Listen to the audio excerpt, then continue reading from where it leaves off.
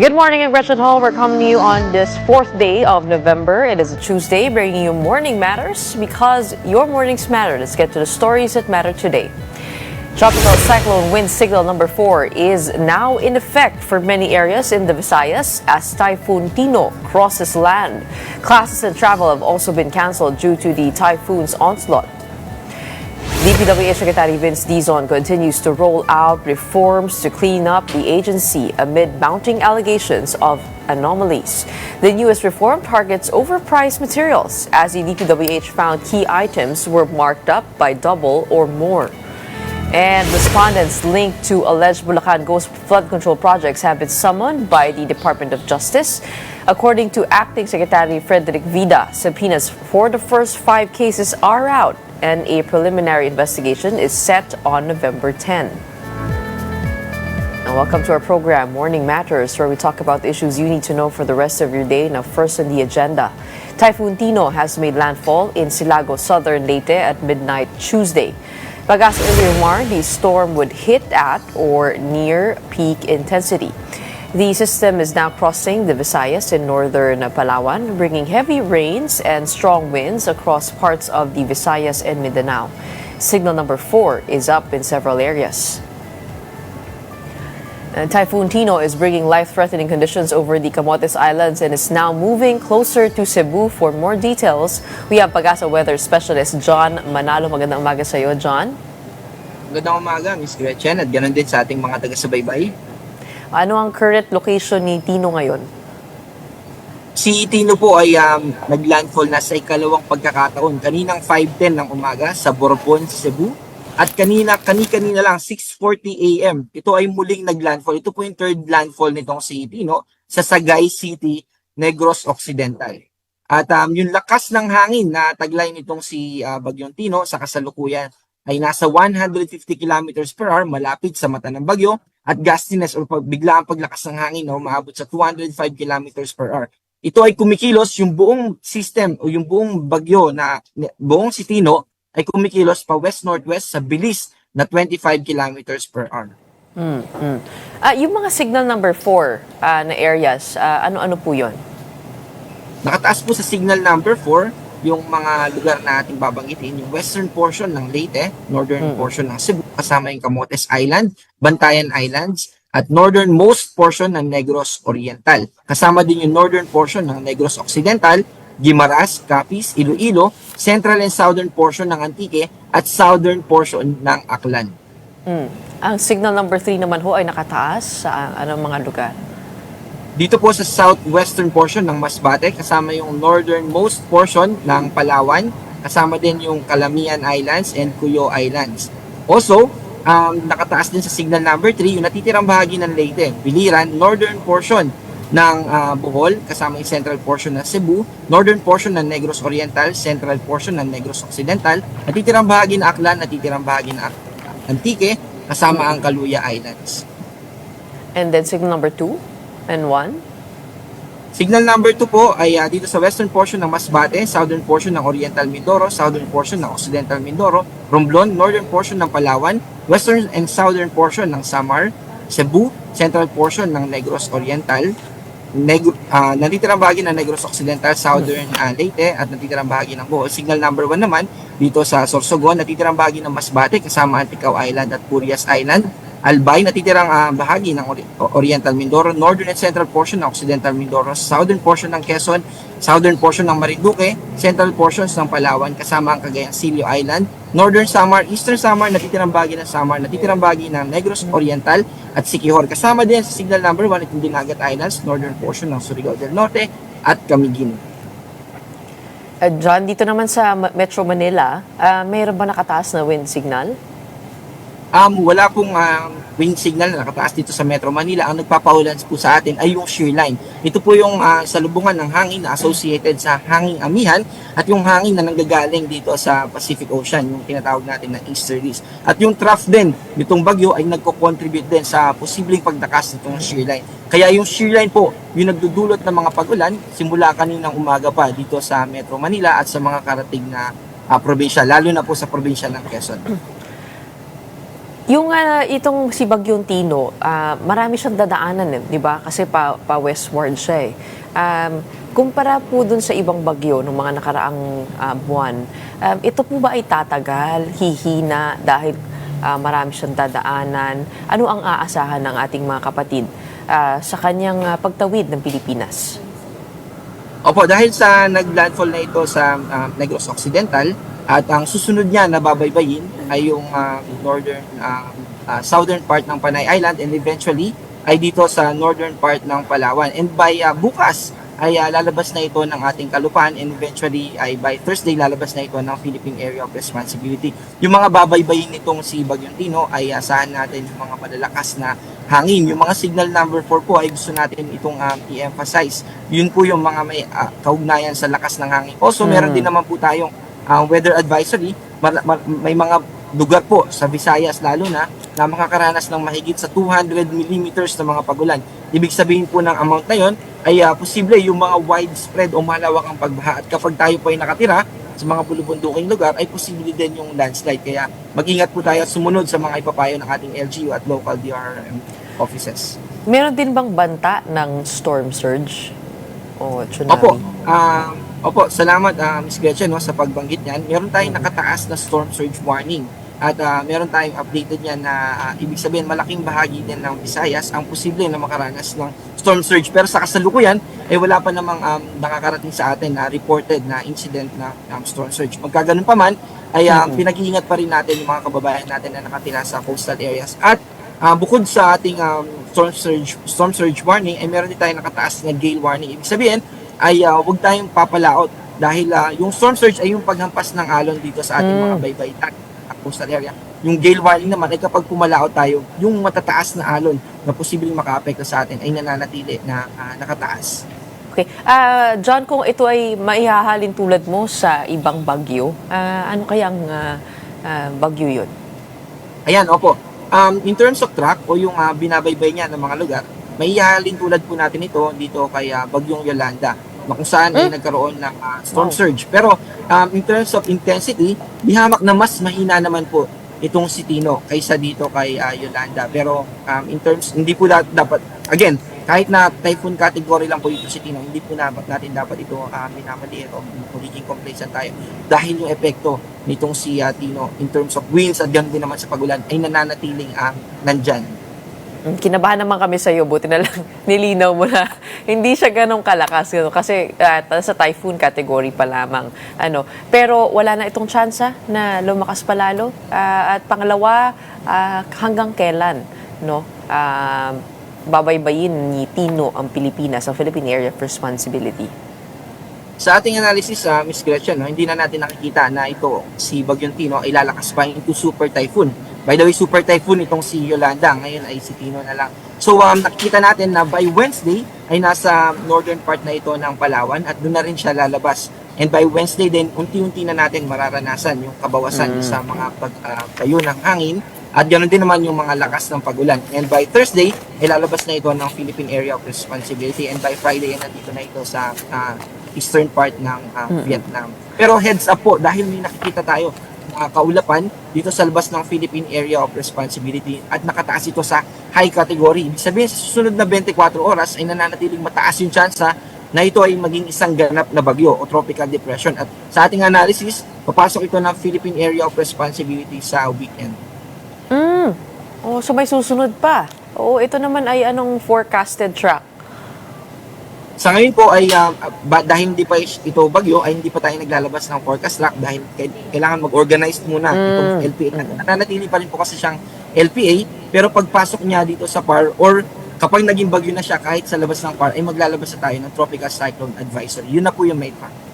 So kung kailangan maglaba, kailangan gawin na yan ng Thursday, Friday bago pumasok yung isa pang binabantayan po ninyo. Okay, maraming salamat sa iyo. Mukhang maging maulan ang Tuesday na ito.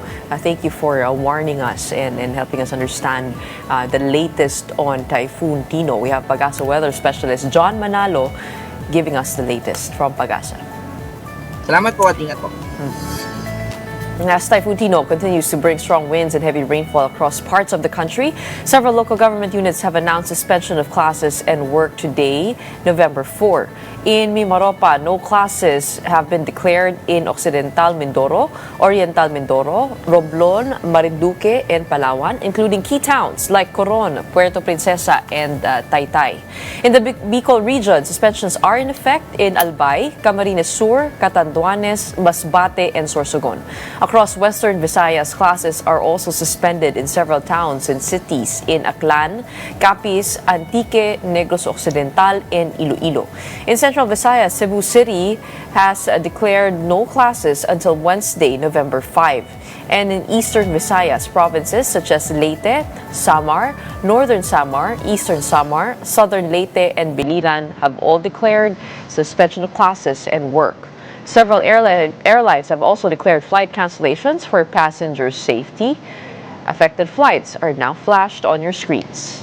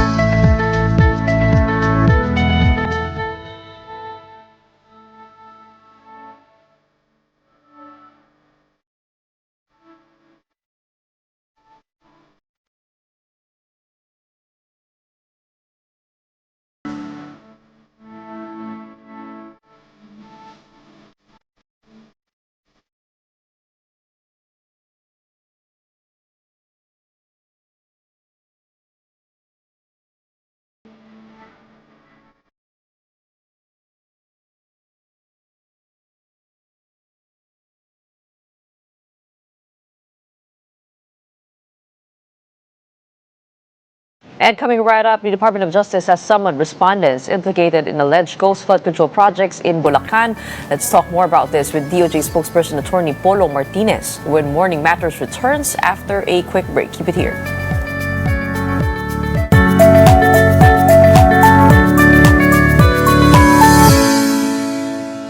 Good morning, I'm Gretchen Ho on your Morning Matters. We talk about the most pressing issues and give you the context behind the headlines.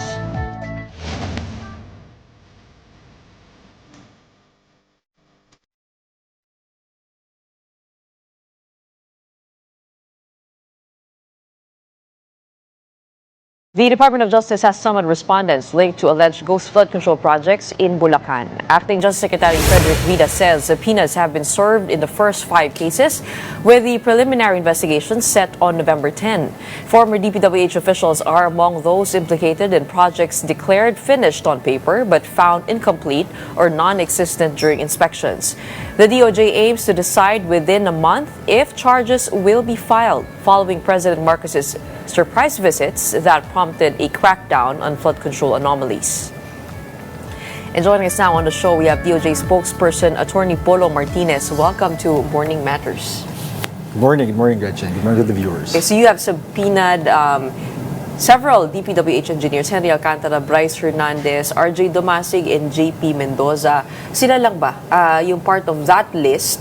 And what is the scope of the 5 flood control projects? Okay, so it's a long list of respondents pertaining to 5 ghost projects in Bulacan.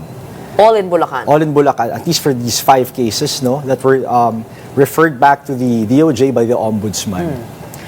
So these are all involving the ghost flood control projects, or not necessarily? So these are all involving, that's correct, all ghost projects in Bulacan specifically. That's 3 in Balagtas, 2 in Pandi. Oo. So, isabihin, pag sinabing ghost, wala talagang kahit ano. Yes, wala. But how about the other projects na nilagyan ng patong? I mean, is that part of the subpoena also? So for no. The answer is no, because the subpoenas were issued with respect only to the 5 cases. So again, Bulacan lang to. This is not to say that the other cases are not being pursued, because you have to remember that cases are also pending with the Office of the Ombudsman.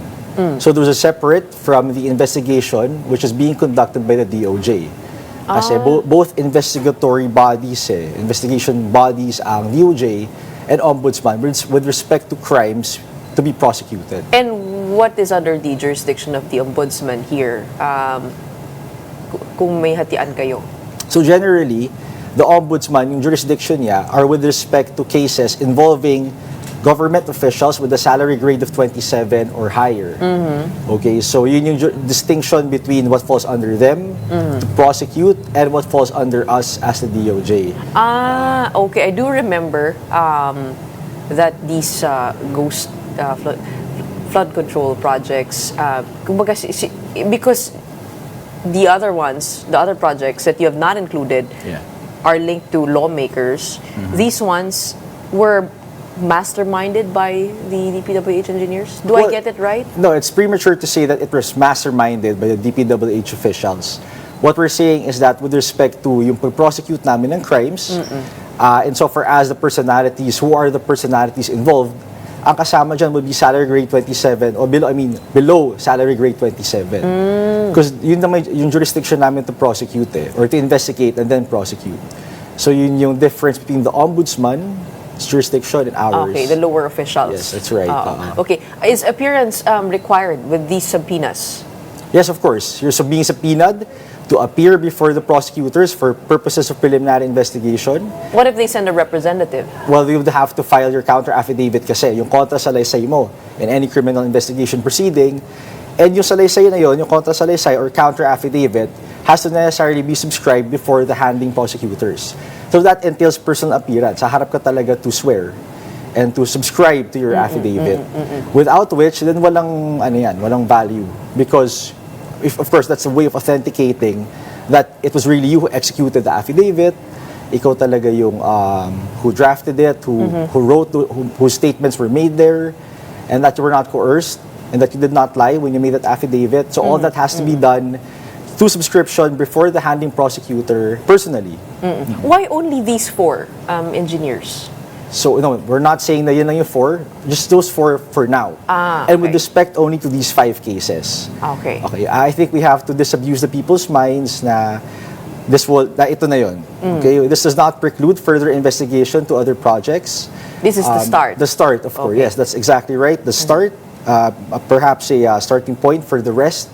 Kasi the investigation being conducted for the rest may depend also on what evidence is available here, diba? Or what results are derived from these investigations. Okay, so and what evidence triggered these subpoenas in these cases? Is it their testimonies at the congressional hearings? So generally speaking, it's everything that was submitted before the panel of prosecutors.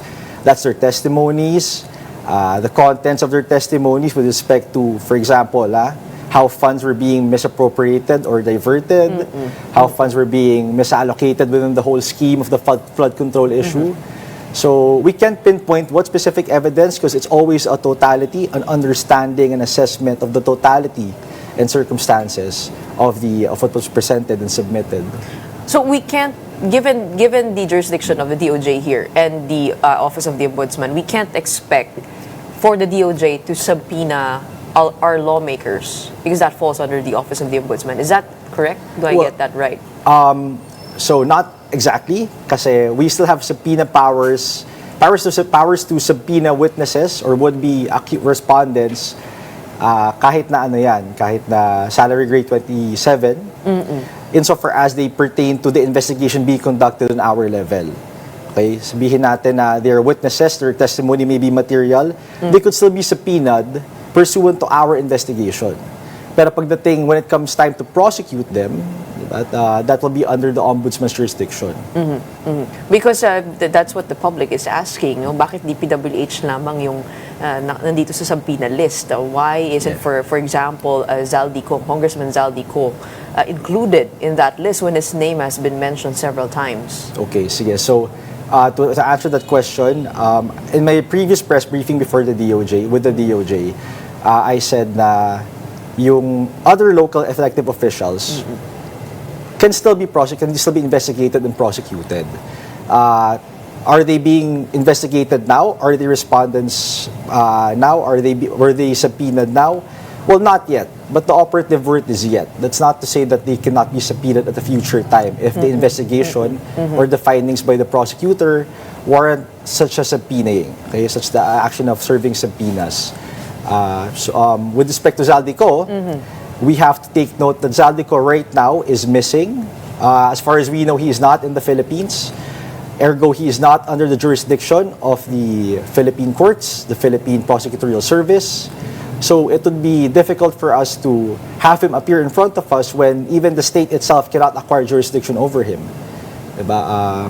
So what can we do now? I mean, is that a lost cause? If he does stay in a state where there's no extradition treaty with the Philippines, paano natin hahabulin yun? I mean, what is the recourse of the nation? So definitely not a lost cause. Just to be clear, not a lost cause.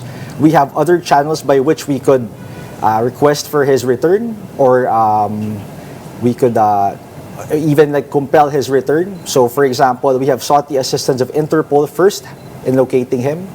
Pangalawa, you have sought. It's the DOJ. already been done. The DOJ, yes. It's already this is rolling. reported by the OIC Secretary of Justice, Frederick Vida, yesterday, if I'm not mistaken. And so Interpol could assist us in doing so. There's also the possibility of, in the same way that requesting Interpol for assistance, exploring other diplomatic channels to be able to negotiate or discuss the return of Zaldico in the event that we do locate the state where he's located. Diba? So that's the first issue. Where is he? Right. Number two, are diplomatic channels available between the Philippines and that country to be able to discuss or negotiate a return, perhaps?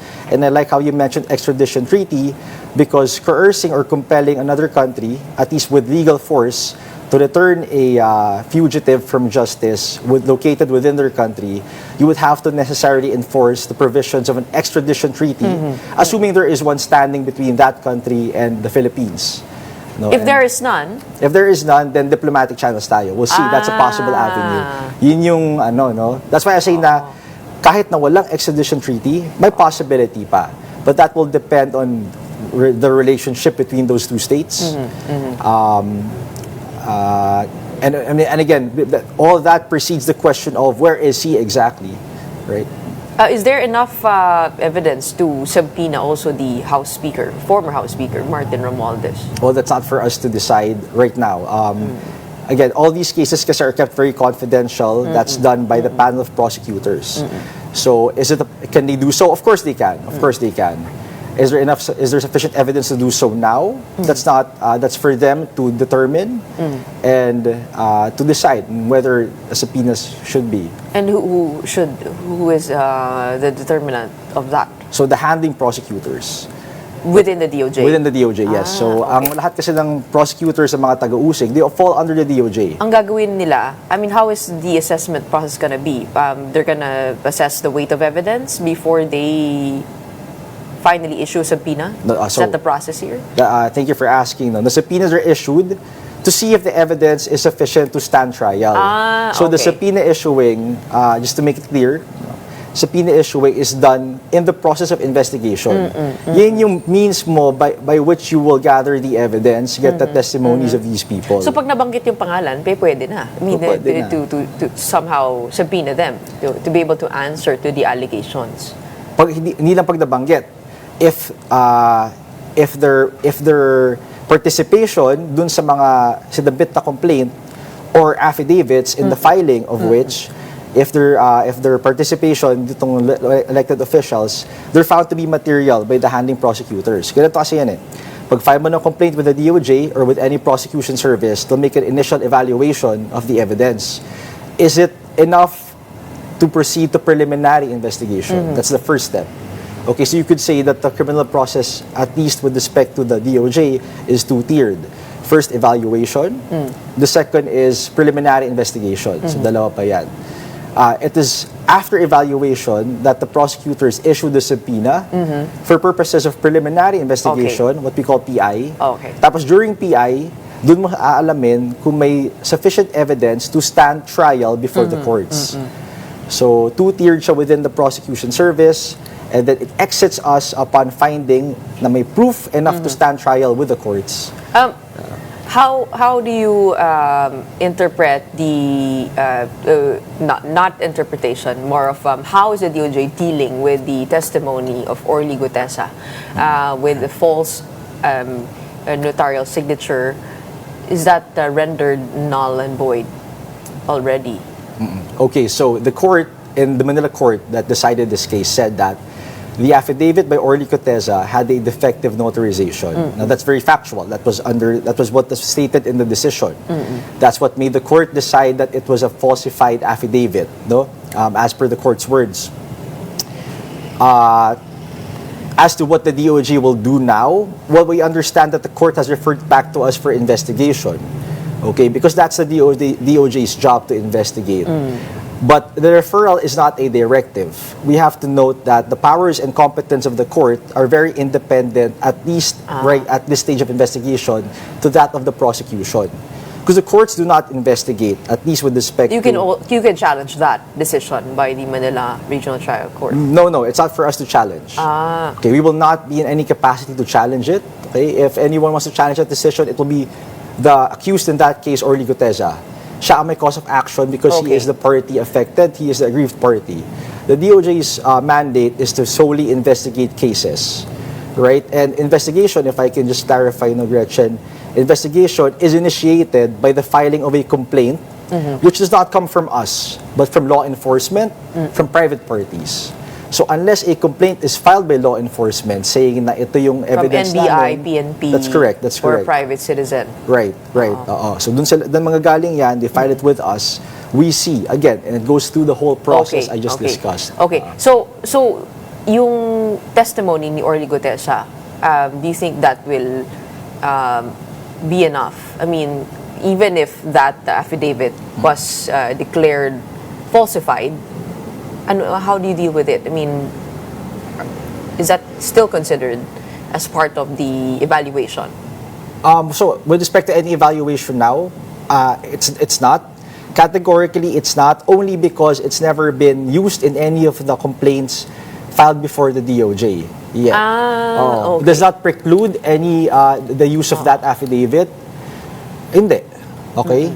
Because this was discussed before, defective notarization only goes into the notarization. Diba? Kung gagamit ba na itong affidavit na ito mga gamit in wala pang kaso, wala pang fina-file. Sinasabi mo na law enforcement. Yes. Kasi dun manggagaling yan eh. Okay, siguro I mean, what can you say to the public's frustration over the speed of which these subpoenas have been filed? Naghahanap ang mga tao ng bakit wala pa rin nakakasuhan hanggang sa ngayon, wala pa rin nakukulong. Help us understand the whole process of investigation, the different stages, and why, I mean, sinasabi ng mga tao, I mean, kung yung maliliit na tao, ang bilis mapatawag, mapakulong, bakit itong malalaki ang tatagal ng proseso na yan?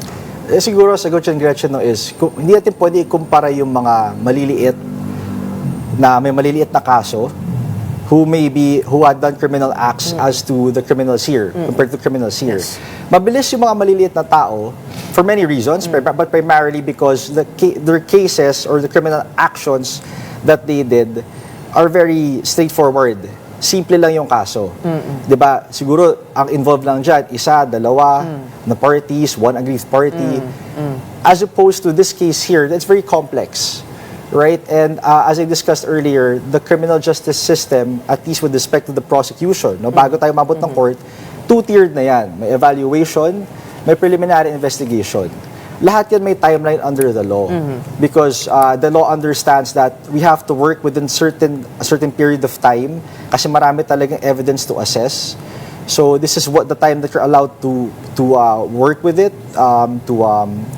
and have to rush it in case you need to do so because you have to comply with the timeline. Natatagalan lang because of all the evidence available, the materials available. You still have to study it and see if all of those taken together meets the standard of proof under the law. Ito yung analogy ko dyan. Let's say you have a school project. Pwedeng lahat ng materials mo na sa table na.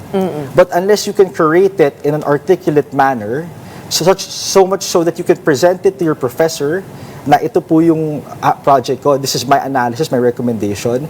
Unless you can do that, kahit lahat pa na materials na kalatag na dyan, it will not merit a grade.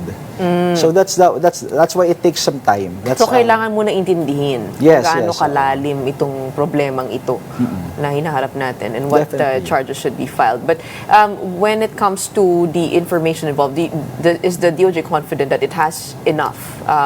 With the testimonies in the congressional hearings, also the data from the DPWH, the civil service organizations are also coming out with their own sets of data. Do you think, is the DOJ confident that it would meet the threshold of certainty of conviction, at least for the 5 subpoenaed individuals? Okay, so I'm glad you mentioned all those Senate hearings, testimony dito, what was said here and there. That begs the question though, how much of that is actually material or is admissible for purposes of preliminary investigation? Kasi kahit naman magsalita ako here or somewhere else, unless that's authenticated in a preliminary investigation proceeding where I appear, the respondent or whoever appears personally to say that what I said here can be corroborated. You can ask me or I they can need to affirm it again. Exactly, yun. That's the word we're looking for, affirmation. They can change their testimony. Yes, and whatever they say in court, that's the one that will hold in the investigation. Right. We hear the concept of hearsay, for instance, di ba? So, for example, for the Discayas, do you have any plans to subpoena them anytime soon? Pangalawa, what if they change their testimony in court? So as we have not received information yet as to whether, at least with respect to the 5 cases, or those pending with us, if there is a need to subpoena the Discayas. And not just the Discayas though, anyone for that matter, because we have not, first, yung 5 cases na to are already being, for preliminary investigation na to. Okay, we have respondents there, we have a list of respondents specifically for those cases. Are the Discayas involved? We can't say. Will their statements be material for these 5 cases? I cannot preempt the panel of prosecutors handling it. Okay? In the same way that I cannot say that the Discayas' statements will not be material or will be material for the cases pending before the Ombudsman. Again, these investigative bodies have to do their... where do these contractors fall under? Do they fall sa Ombudsman or dito sa DOJ? Yun yung tricky question kasi again, generally, pag salary grade 27 and below, and above, pero hindi naman sila government official. May mga legal intricacies pa dyan na let's say may conspiracy among these people na sabihin natin, 5 yan, isa lang yung above salary grade 27. All that will fall under the Ombudsman pa rin. So it's very tricky legally. But have you talked about that with the Office of the Ombudsman? Sino sa salon nun? Hindi pa, no. Okay. Kasi syempre, yung kaso nila yan. Right? Yung finance sa kanila, let's say for example, by DPWH, that's within their realm, their jurisdiction. Unless they get in touch with us or they refer the cases to us for preliminary investigation, hindi namin makabasa yung laman yan. Okay. What have the challenges been? I mean, doing this interagency coordination with the Office of the Ombudsman, but not just them, you're also working with the NBI, working with AFP, the PNP to corroborate itong mga flood control projects. And then there's the ICI. Yeah. So sila naman, ano naman ang sakop nila? And how do you imagine this ecosystem to work Okay. So efficiently? Because there have been concerns about more red tape. Lalo pag nagdagdag ka ng isa pang body, if they do give the ICI powers, baka madoble lang. And there are questions about the constitutionality of that. Kasi meron naman tayo mga provided by law, nandiyan na yung DOJ at yung ombudsman. So, in terms of DOJ, the prosecution service, the NPS, ang trabaho niya that distinguishes its job investigating from the ICI and the ombudsman is, right now we have 3 charges, no? At least with respect, again, to the 5 cases. That's malversation, that's graft and corrupt practices under Republic Act 3019, and then you have, there's even the light felony of perjury. So those are 3. Now, the job of the prosecution in the DOJ is to see how the evidence serves as proof that overt acts were committed In violation of in these. violation of those 3 laws. Kasi bawat criminal, bawat crime or offense under the law, may elements in it. And you have to satisfy those elements using the evidence that you have. Parang, how do these all fit the puzzle of, can these acts constitute the crime of this? Right? So that's what we're looking for. Like, how can we make it fit na, okay, well, was there malversation? Was there graft and corrupt practices under the RA 3019? Kasi marami din yung listahan of how offenses are committed. Was there perjury? So, yun yung end goal eh. Like, the charge if the evidence fit the charge. And I'd like to make that distinction because yun ang trabaho ng DOJ compared to ICI, for example. Okay. The ICI does not determine na ito yung crime. How do we make the evidence fit the crime? Right? Because you're not prosecutors. You're not part of the criminal justice But system. there's a bid to give them more powers. So, for example, Senate Bill 1215 seeks to establish, I think this is different, Independent People's Commission to investigate anomalies in government infrastructure projects.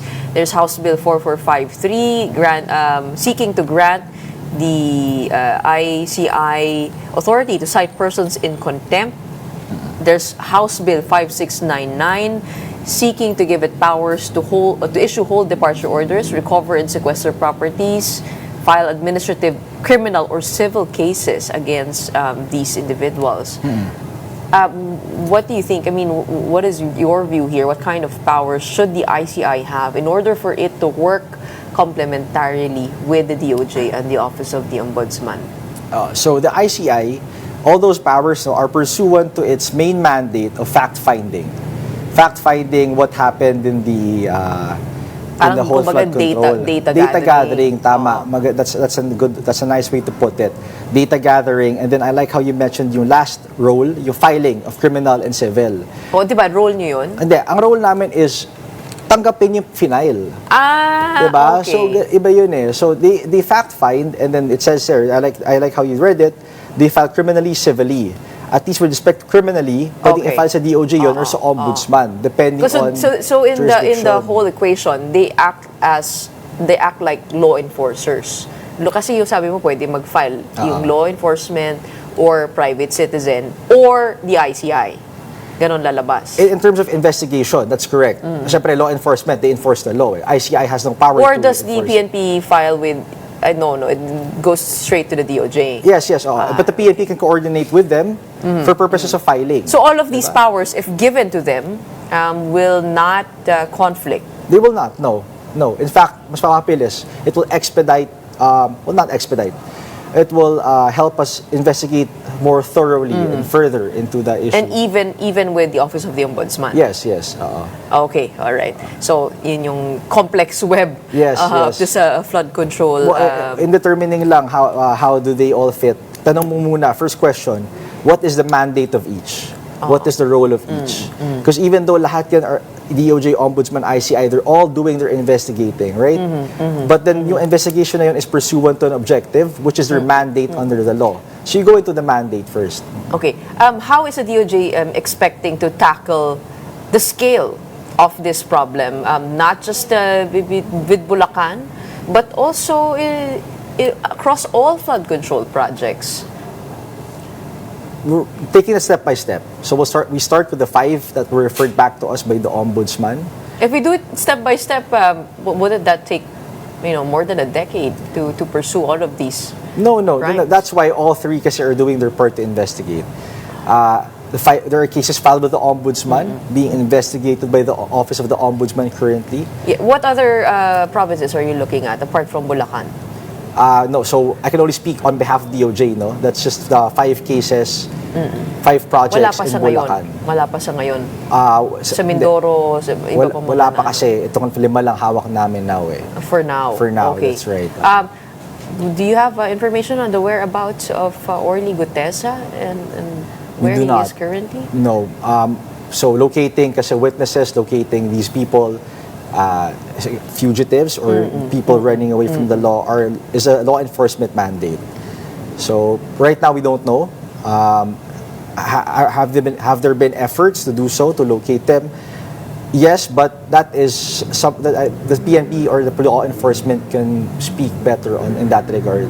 It's not our it's not within our province right now. Okay, and how about the witness protection program? Have more citizen witnesses come forward to help with the case, the filing of the cases and the build-up? And how's the witness protection program going? I've received information that there are some new applicants. As to who, I do not know yet. As to whether their testimony is material, then even more is it up in the air now. So we don't know. Kasi maraming nag-apply stating that they have information here, but you have to vet that out eh. Diba? Hindi naman po pwedeng lahat na lang na magsabi meron akong information regarding so and so can be is material, no? We have to filter and thoroughly vet these applications first, state witness firsthand, or if they're applications for being a covered witness under the program. And how soon can charges be filed? At siguro ang tanong ng taong bayan,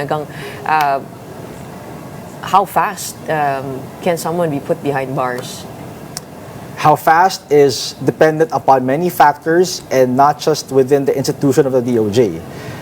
Putting someone behind bars entails necessarily a conviction before the court of law. Diba? But magagawa ba yan before the term of the president ends? Well, the goal is to be able to conclude preliminary investigation before the year ends. That's where our job as investigators in the criminal justice system stops. Diba? And then And to be able to file charges by before the December. courts, right? And then upon filing with the courts, it will then proceed to trial, which is an entirely new and meticulous process in itself that's separate from us. Sa huwes na yan, sa hukuman na yan. So what we can promise though, or what we can say is that we're doing our part to meet the period prescribed under the law for preliminary investigation. Which is? Which is 60 days.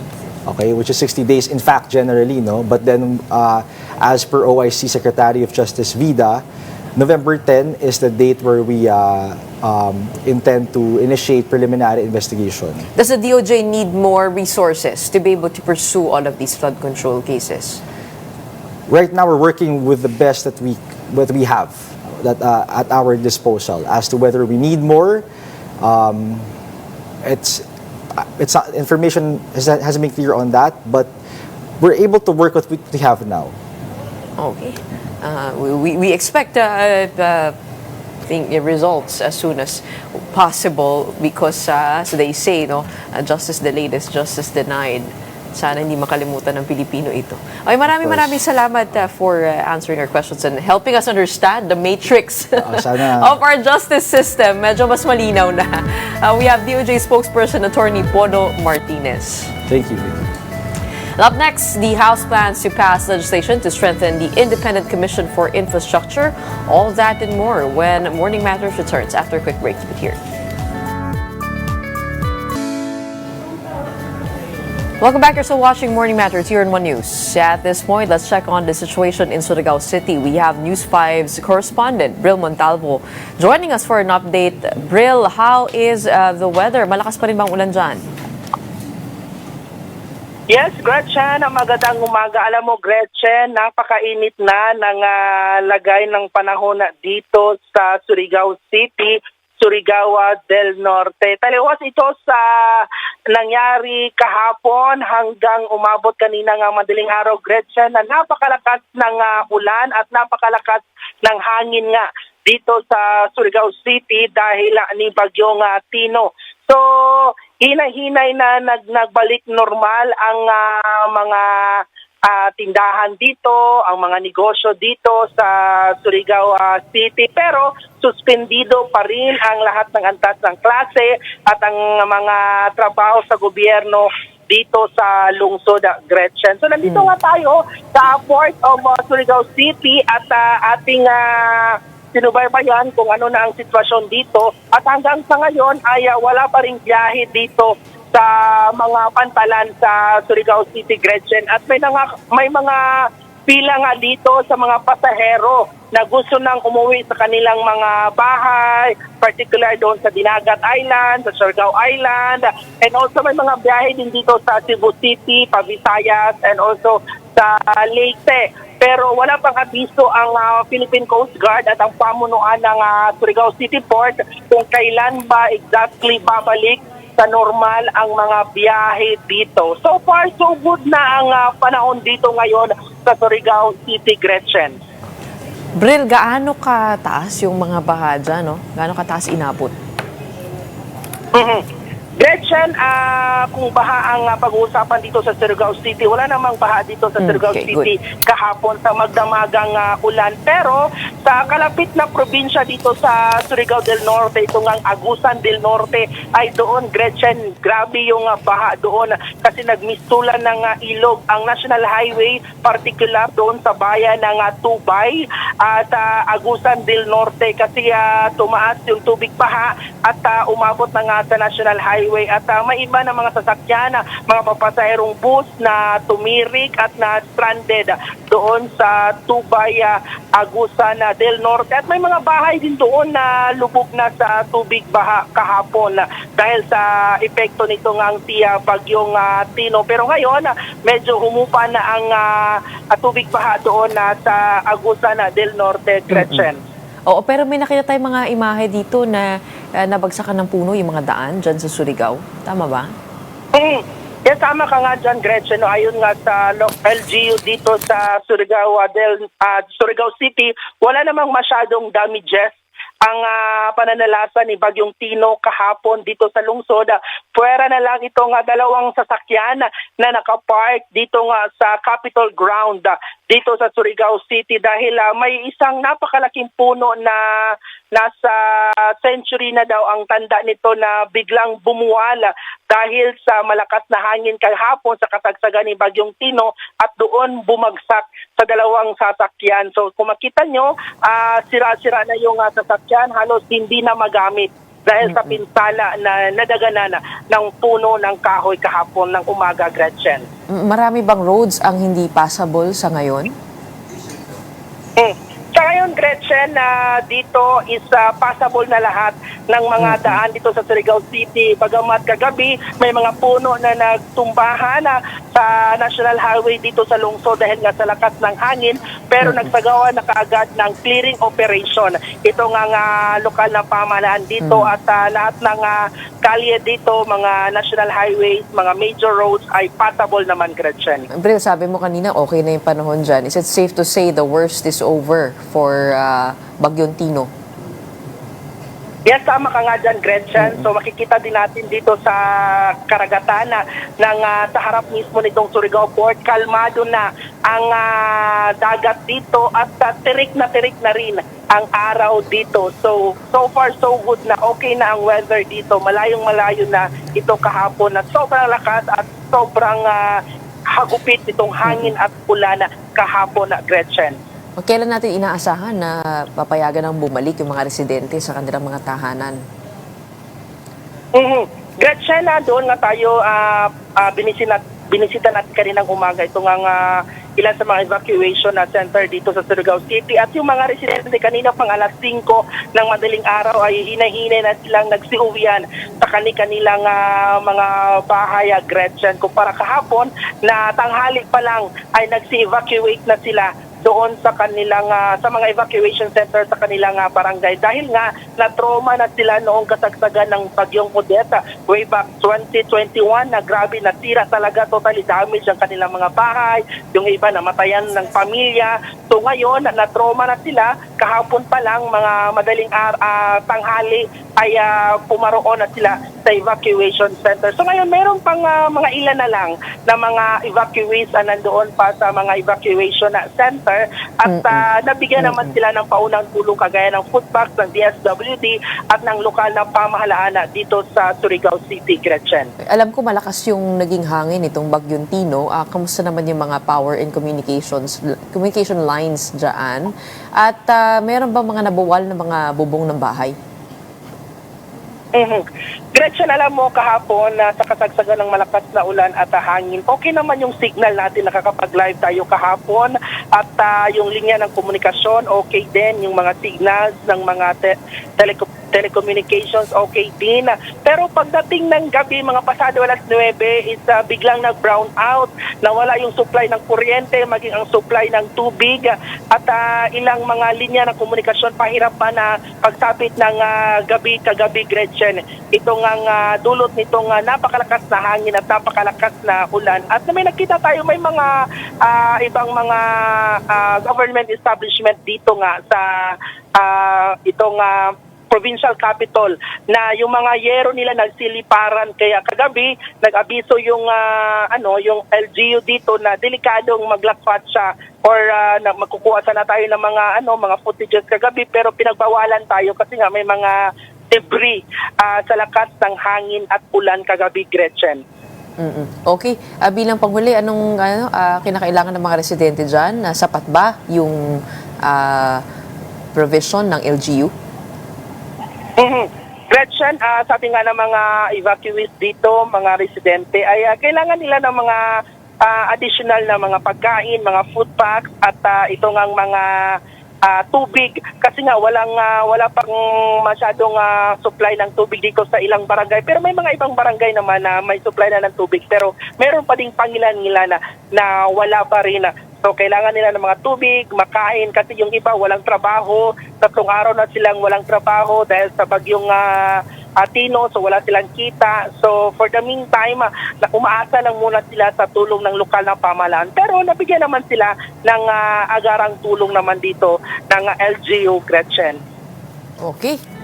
Maraming salamat sa update mo dyan at mag-ingat kayo. It's good news that the worst is over for residents of Surigao City. We have News 5 correspondent Bril Montalvo joining us live from there. And that wraps up today's episode of Morning Matters. We hope we've given you the right start to your morning. Let's go ahead and make the day matter. My name is Gretchen Ho. Kapatid, we are One News, all sides, all the time.